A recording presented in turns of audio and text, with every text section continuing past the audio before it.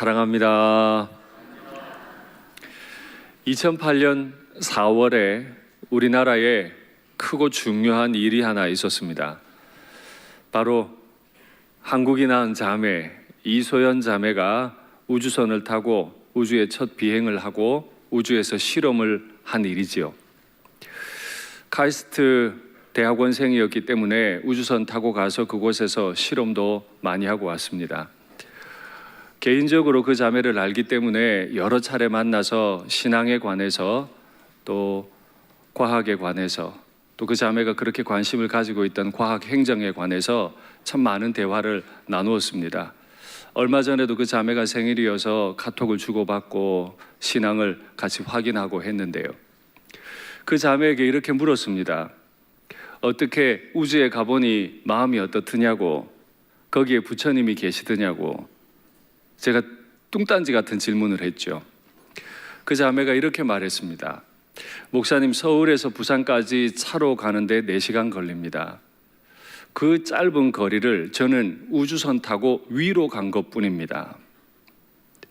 차를 타고 서울서 부산까지 가는 건 어렵지 않은데요, 우주선 타고 그 똑같은 거리를 하늘로 날아오르는 건 사람에게 참 어려운 일인가 봐요. 그래서 올라가 보니 어떻느냐 이렇게 물었더니 우주에서 지구를 보는데 지구가 너무너무 아름답고 예쁘더래요. 정말 아름답대요. 그래, 우주에서 든 생각이 그동안 지구에서 얼마나 많이 다투고 싸우고 이게 후회가 되더래요. 그렇게 아름다운 땅에 살면서 왜 그렇게 아등바등 다투고 싸웠는지 후회가 된다고. 그래서 지구에 내려가면 안 싸울 거라고 그렇게 생각하고 내려왔대요. 그 자매는 세간에 잘못 알려진 것과는 달리 정말 진지한 그리스도인입니다. 열심히 기도합니다. 그리고 후배들 과학 연구 마음껏 할 수 있도록 행정가의 길을 가고 싶어서 미국 유학을 떠나기도 했죠. 진짜 진지한 그리스도인이었습니다.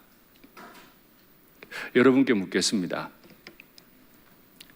천국은 어디에 있습니까? 우주인 이소연 씨가 갔던 300km, 400km 그 높이에 거기에 있습니까? 아니면 천국은 훨씬 먼 우주 어느 공간에 있습니까? 천국은 어디에 있습니까? 이런 질문들이 초기 그리스도인들에게 참 많았습니다. 천국 간다는데 거기가 어디냐? 이런 질문들이 많았던 거죠. 사도 바울은 지난주와는 완전히 다른 이야기를 오늘 우리에게 소개합니다. 지난주까지 믿음의 역사, 사랑의 수고, 소망의 인내, 정말 아름답게 사역했던 데살로니가 교인들이 약점이 있었습니다. 주변 환경의 문화의 영향을 받아 음욕을 다 떨쳐내지 못했고, 형제를 많이 사랑해 줬더니 그 사랑받는 형제가 나태해져서 달라 더 달라 자꾸 그렇게 나태한 마음에 무너져 가고 있었죠. 여러분, 정말 그렇습니다. 음욕이나 나태함은 그리스도인들을 무너뜨리는 아주 무서운 것이지요. 그런데 데살로니가 교회는 그 문제만 있었던 게 아니고요, 많은 질문을 받았어요. 그건 바로 죽으면 어떻게 되느냐 하는 질문이었습니다. 우리는 답을 잘 알고 있습니다만 초기 그리스도인들은 이 질문이 굉장히 당황스러웠습니다. 왜냐하면 예수님께서 이 세상을 떠나시면서 말씀하셨잖아요. 내가 너희를 데리러 올 거다. 그런데 안 오셨어요. 안 오신 채로 그리스도인 몇이 죽은 거예요. 나이가 들어 죽고 병들어 죽고 박해받아 죽고. 그러니 초기 그리스도인들은 혼란스러운 거죠. 분명히 데리러 오신다고 하셨는데 오시기 전에 죽었으니 이 죽은 사람들 어떻게 되냐는 거죠. 우리에게는 당연한 질문이지만, 쉬운 질문이지만 초기 기독교인들에게는 굉장히 혼란스러운 질문이었습니다. 또 많은 이단들이 또 헬라의 철학을 가지고 이런 질문들이 교회 안으로 들어와서 교회를 점차 무너뜨리는 일을 하고 있었어요. 요즘 제가 교리를 가르친다 이렇게 말하면 어떤 분들은 교리는 성경이 아닙니다. 교리는 사람이 만든 겁니다. 라고 말하는데 그건 틀린 생각입니다. 교리는 성경 창세기부터 계시록까지 완전히 연결해서 어떤 주제별로 답을 해놓은 게 교리죠. 2000년 교회 역사 가운데 많은 이단들이, 사이비들이 혹은 다른 철학들이 교회에 질문을 했고 그 질문에 답을 한 게 교리입니다. 많은 이단들이 교회를 넘어뜨리려고 도전하면 교회는 그걸 막기 위해 응전했습니다. 그 도전과 응전의 역사가 교회의 역사요, 또 교리의 역사입니다. 이 교리가 한번 잘못되면 교회는 형편없이 무너집니다. 신천지 이단도 종말론 얘기합니다. 교회도 종말론 얘기합니다. 다 성경 가지고 얘기합니다. 무엇이 판별할 겁니까? 바른 교리가 판별합니다. 성경을 종으로 횡으로 바르게 이해하고 있는 그 교리가 반듯하게 서야 되는 거죠. 그런데요, 예수님 믿은 이후에 신학적 가치관, 성경적 가치관을 가지고 반듯하게 생활하는 건 그냥 되는 일이 아닙니다. 진짜 많이 훈련받고 공부하지 않으면 내 판단이 성경에 근거한 판단이 아니고 성경을 빙자한 판단이 될 때가 많다는 거죠. 이건 목회자들도 마찬가지예요. 다 같은 성도로 살다가 어느 날 갑자기 주님께서 목회자로 부르셨어요.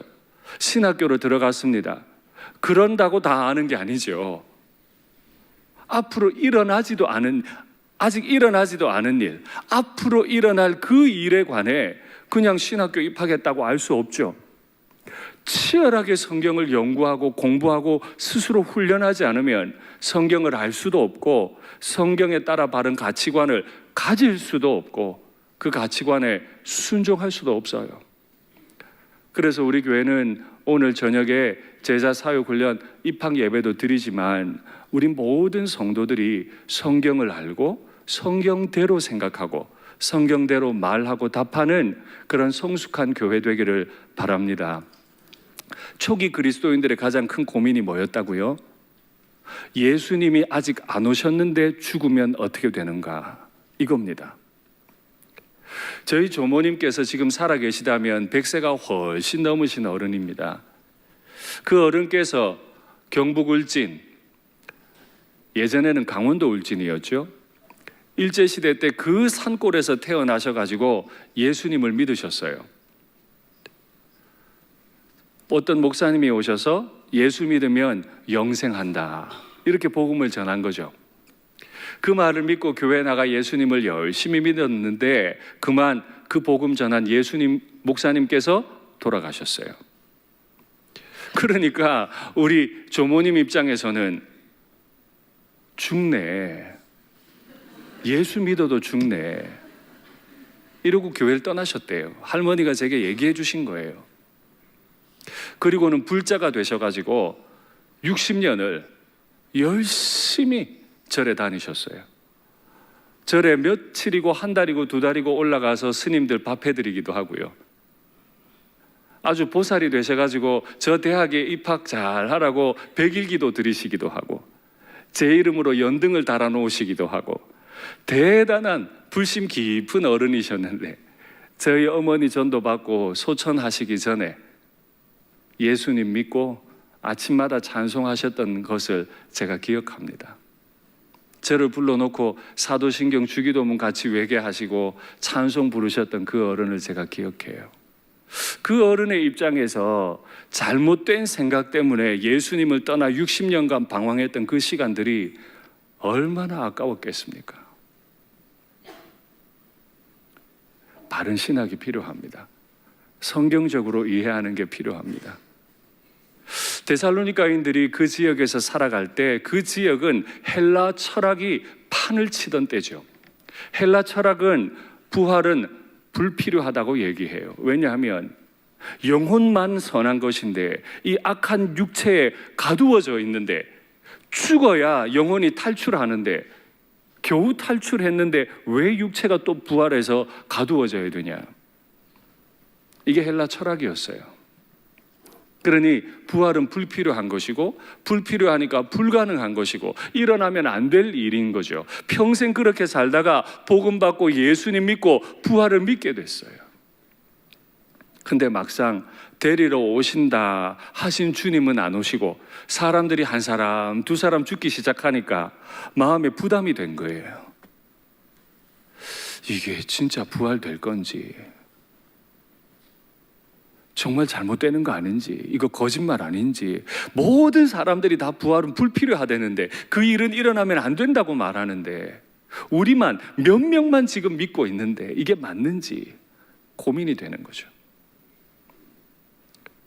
그 시선으로 예수님을 믿다가 떠난 가족들을 보면 그렇게 슬플 수가 없겠죠. 한 인간으로서도 가족을 떠나보내는 건 너무너무 슬픈 일이잖아요. 그러나 바른 신앙을 가지고 있는 성도는 그가 성도이기 때문에 가족의 죽음을 또한 기뻐합니다. 왜냐하면 예수님과 함께 있잖아요. 예수님 만나 더 이상 고통 없는 곳으로 가시게 되잖아요. 한 인간으로서는 슬프지만 성도로서는 기쁜 이 기쁜 말입니다.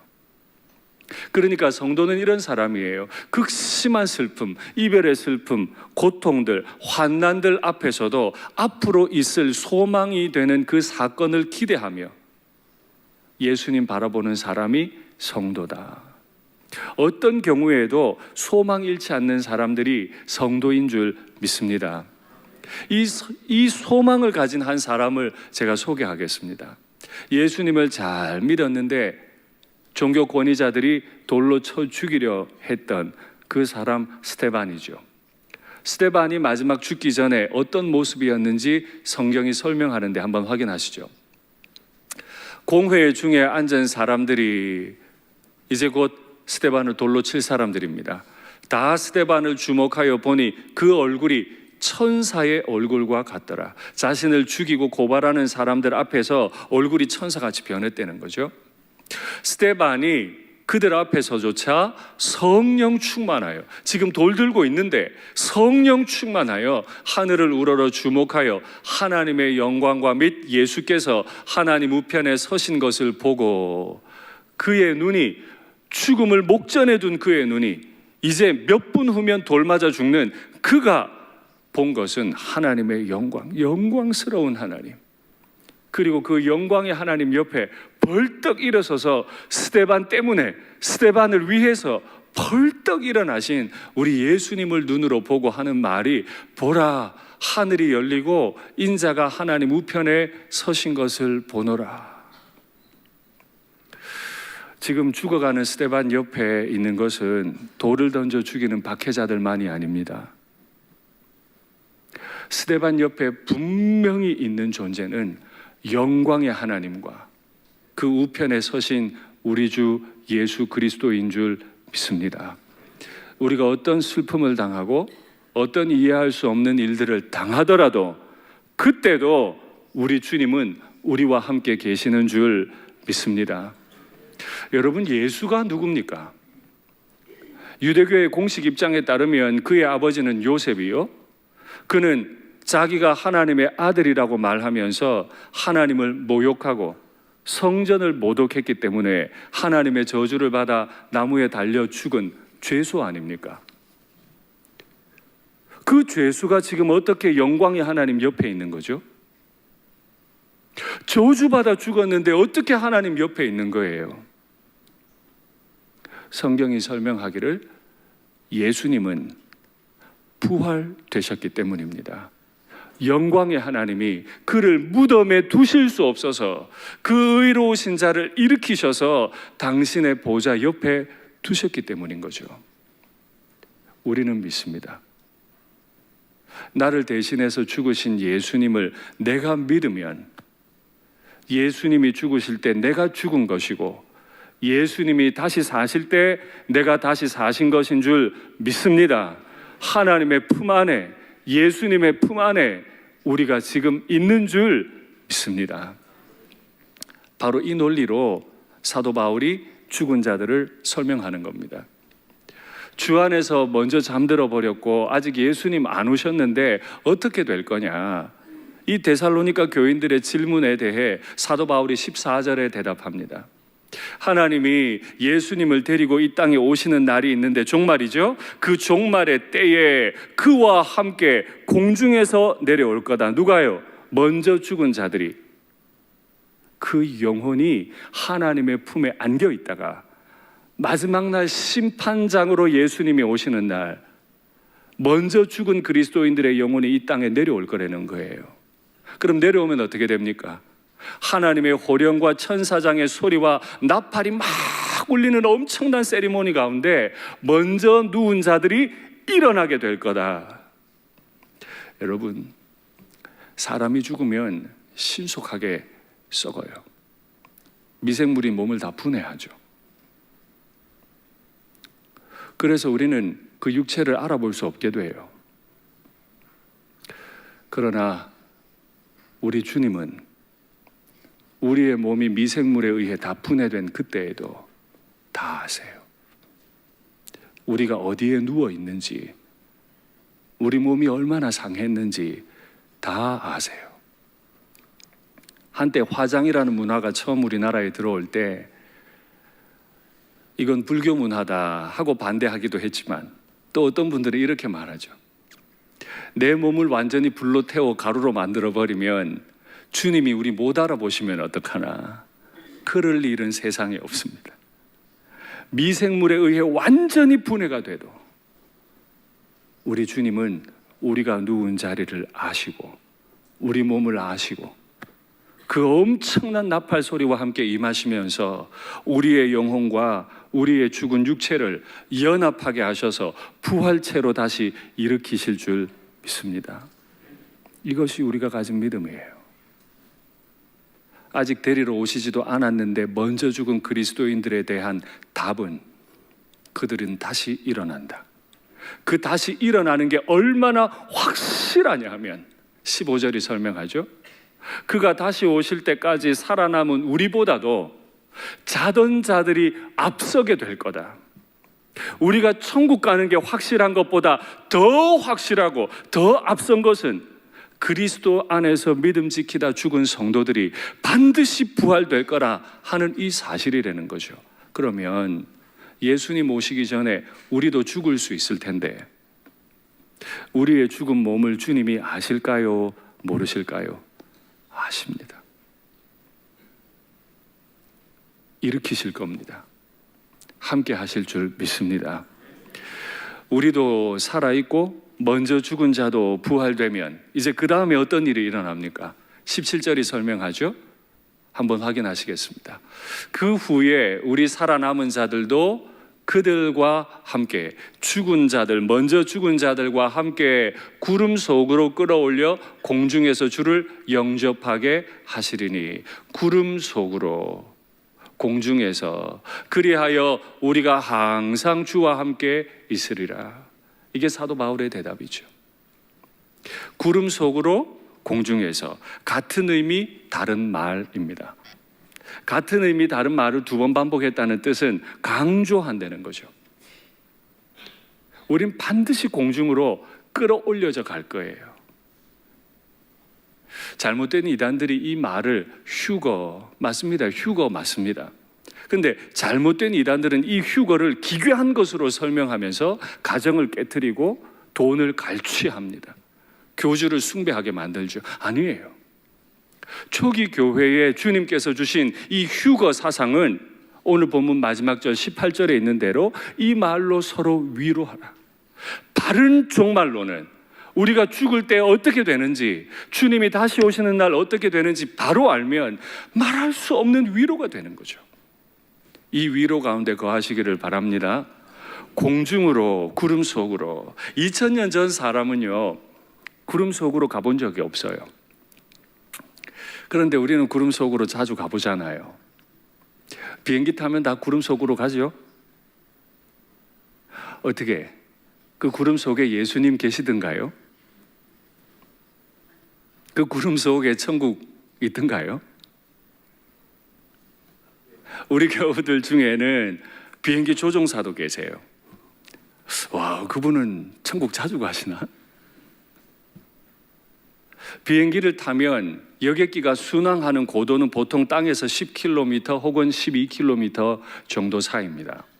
그 사이에서 비행기가 순항할 때 연료를 가장 아낄 수 있습니다. 10km, 12km를 순항할 때 여객기 계기판에 사인이 하나 뜨죠. 외기 온도, 비행기 바깥 온도 영하 40도. 와, 그러면 천국은 얼음 나라입니까? 영하 40도 되는 꽁꽁 어는 나라입니까? 여러분, 뽀로로와 그 친구들 아세요? 온통 눈 덮인 얼음 나라예요. 더운 지방에 사는 것들, 추운 지방에 사는 것들 다 모여가지고 행복한 나라, 뽀로로의 나라. 천국은 그런 곳입니까? 우리는 천국이 어떻게 생겼는지 알지 못합니다. 계시록 성경이 상징적으로 아름답게 그려놨습니다. 나중에 요한계시록 강의 윤종문 목사님 하시거든 꼭 그 강의 들으세요. 바른 신학을 가져야 하죠. 우리는 천국이 어떻게 생겼는지 어디에 있는지 정확히 알지 못합니다만은 한 가지 분명한 거 있습니다. 그 천국은 어떤 것도 우리를 그리스도의 사랑에서 끊을 수 없도록 완전히 보호하는 완전한 안식이 있는 곳인 줄 믿습니다. 여러분, 그 완전한 안식으로 우리를 데려가실 우리 주님께서 이 땅에 살아가는 우리를 모르시겠습니까?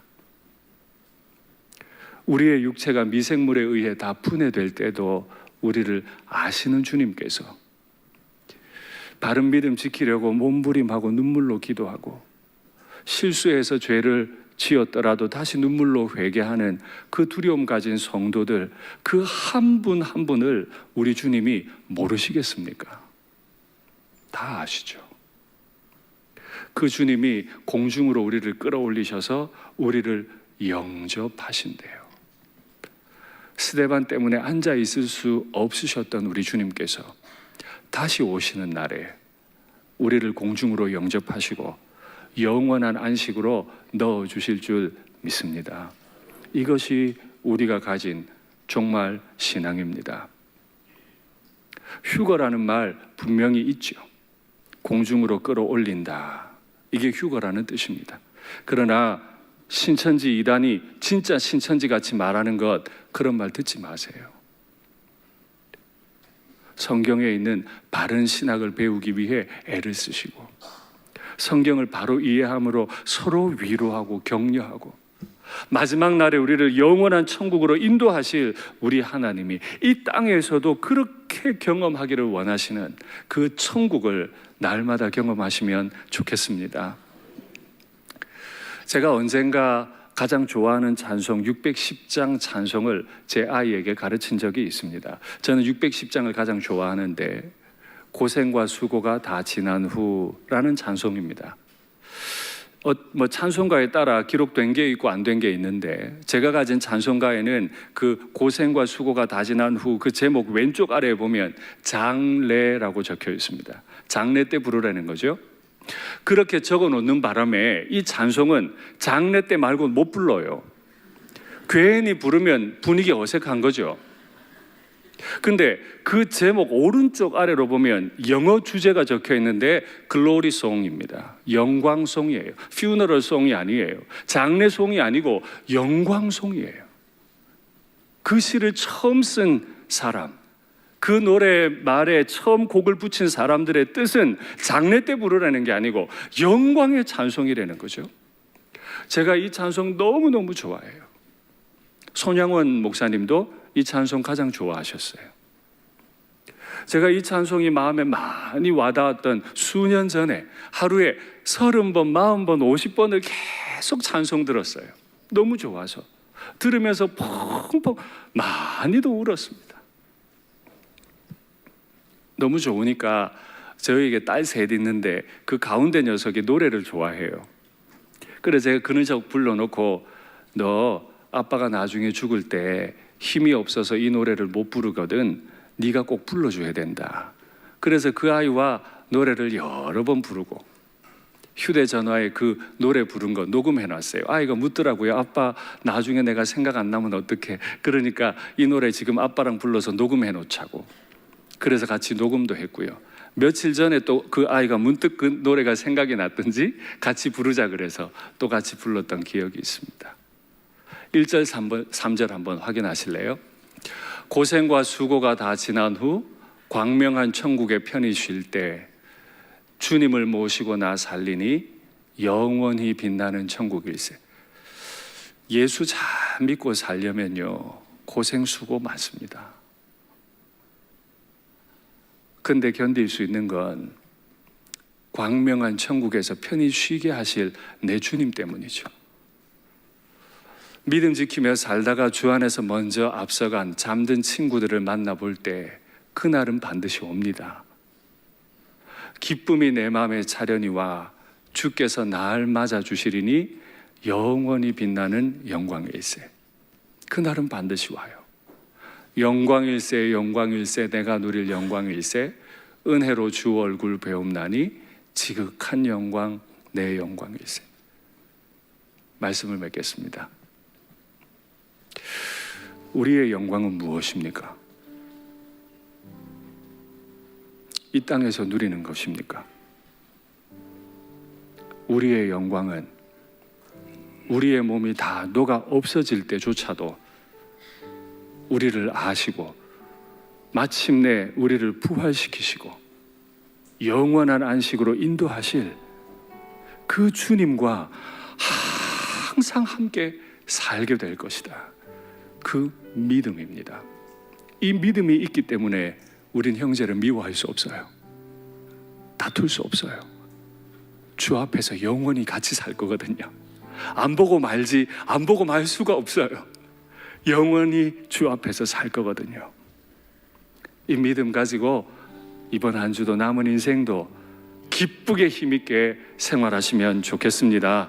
우리 찬송할까요? 영광일세 영광일세 영광일세 내가 누릴 영광일세 은혜로 주 얼굴 배움나니 지극한 영광 내 영광일세 고생과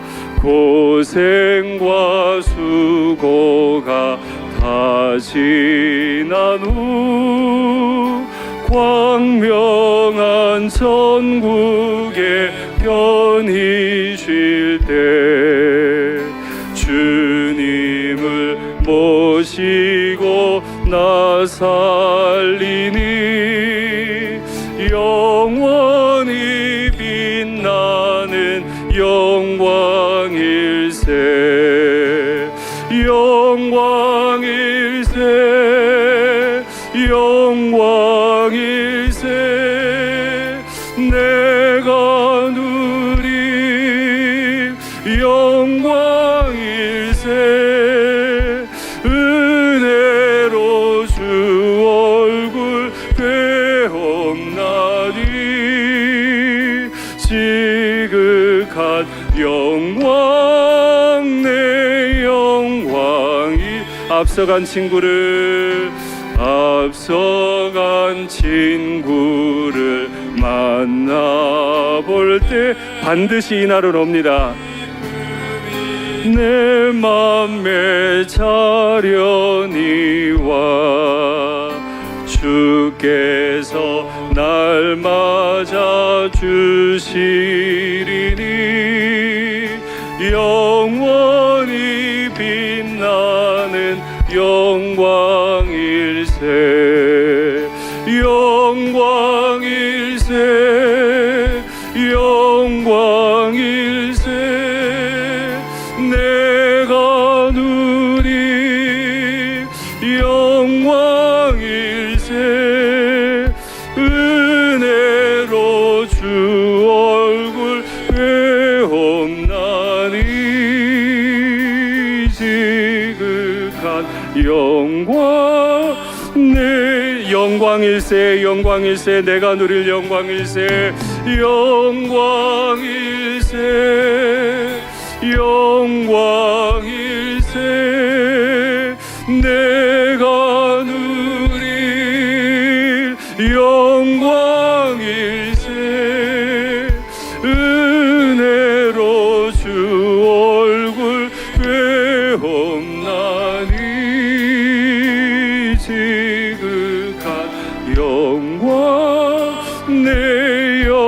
할렐루야 찬양하세. 할렐루야 찬양하세. 내 모든 죄 사함 받고 주 예수와 동행하니 그 어디나 주의 얼굴 뵙기 전에 주의 얼굴 뵙기 전에 멀리 외던 하늘나라 내 마음속에 이루어지니 날로 날로 가깝도다. 할렐루야 찬양하세. 내 모든 죄 사함 받고 주 예수와 동행하니 그 어디나 높은 산이 거친 들이 초막이나 궁궐이나 높은 산이 거친 들이 초막이나 궁궐이나 내 주 예수 모신 곳이 그 어디나 하늘나라 멘. 할렐루야 찬양하세. 내 모든 죄 사함 받고 주 예수와 동행하니 그 어디나. 할렐루야 찬양하세. 할렐루야 찬양하세. 내 모든 죄 사함 받고 주 예수와 동행하니 그 어디나 하늘나라. 여러분 눈을 감고 기도 제목을 받으시죠. 2000년 전의 초기 그리스도인들이 그 미련한 것을 왜 믿냐고, 십자가에 달려 죽은 죄수를 왜 믿냐고 욕을 많이 먹었습니다. 때로는 죽임도 당했습니다. 2000년이 지난 지금은 어떻습니까? 예수님을 믿지 않는 가족들이 우리를 염려스럽게 바라보고 때로는 비난하기도 하고 때로는 반대하며 혼을 내기도 합니다. 일부 그리스도인들의 잘못된 행동들이 마치 교회 전부인 것처럼 우리를 막 정죄하고 판단하기도 합니다. 예수님 믿기 때문에 더 반듯해야 하는 그 요구가 때로는 우리를 숨막히게 합니다. 목사니까, 장로님이니까, 권사님이니까 말 못하고 입 다물고 가만히 손해봐야 할 일도 참 많습니다. 내 몸이 다 분해되고 없어질 때도 다 아시는 하나님이 우리가 얼마나 고생하고 수고하는지도 다 아실 줄 믿습니다. 이 믿음 가지고 서로 위로하고 서로 사랑하고 힘을 얻고 남은 인생길 걸으면 좋겠습니다. 예수님 믿기 때문에 아프고 예수님 믿기 때문에 슬픈 일들을 이 시간에 주님 앞에 한번 구하시고, 예수님 믿지 않는 가족들 허송세월 하지 말고 빨리 천국의 확신 가지게 해달라고, 우리 자녀들이 이제 학교 가는데 구원의 확신 가지고 가게 해달라고 주님 이름 한번 간절히 부르고 기도하겠습니다. 주여. 하나님 아버지, 내가 어떤 고생과 수고를 하는지, 내 몸이 얼마나 아프고 힘이 든지, 내가 죄와 함께 싸우려고 얼마나 몸부림하고 있는지 주님 다 아시는 줄 믿습니다. 때로는 믿지 않는 가족들이 나를 조롱합니다. 나를 염려스럽게 바라보며 비난합니다. 하나님, 그러나 나는 내 속에 계신 예수님을 부인할 수 없습니다. 그래서 때로는 죄와 싸우되 피 흘리며 싸워야 했고, 때로는 죄에 넘어졌더라도 살아계신 하나님 두려워 눈물로 회개 기도합니다. 하나님, 이 모든 것들을 아시는 주님께서 우리를 다시 한번 붙잡으시고 주의 영광의 나라로 인도하실 것을 믿게 하여 주시옵소서. 때로는 믿음이 흔들리기도 합니다. 때로는 사람들의 그 따가운 눈소리가 무섭기도 합니다. 때로는 포기하고 싶기도 합니다. 때로는 목사 이름 떼고 싶기도 합니다. 때로는 직분의 이름을 떼고 싶기도 합니다. 그리고 내 할 말도 하고 싶기도 합니다. 그러나 주님, 내가 그럴 수 없음을 주님 아시오니, 주님, 내 아픈 마음을, 내 슬픈 마음을 주님께서 아시고 위로하여 주시기를 원합니다.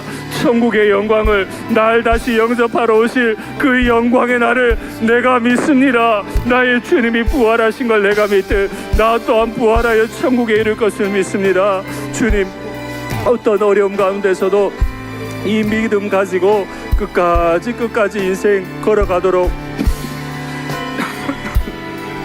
우리를 도와주시옵소서. 믿지 않는 가족들로 인해 고통당합니다. 하루속히 예수님 믿도록 하나님 은혜를 부어 주시옵소서.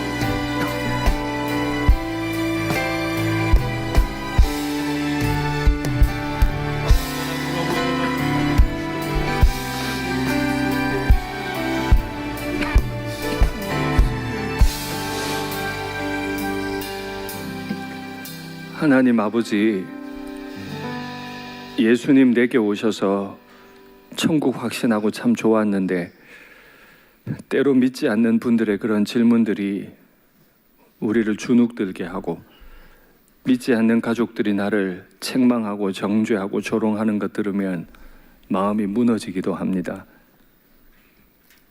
예수님을 믿어도 몸이 아프고, 예수님 믿고 기도해도 경제적으로 회복되지 않을 때마다 마음의 슬픔도 가득합니다. 이 모든 것들 다 이길 수 있도록 영광의 주님, 나를 위해 벌떡 일어나 서 계신 나의 주님을 끝까지 바라보고 주님 주신 직분 감당하도록 도와주시옵소서. 믿지 않는 가족들도 속히 예수님 믿고 공중에서 우리 영접해 주실 나의 주님 함께 믿을 수 있도록 은혜를 부어 주시옵소서. 여러 가지 연약함 가운데 눈물로 오래 기도한 성도들, 주님 속히 위로하여 주시옵소서. 주 예수님 이름으로 기도하옵나이다. 아멘.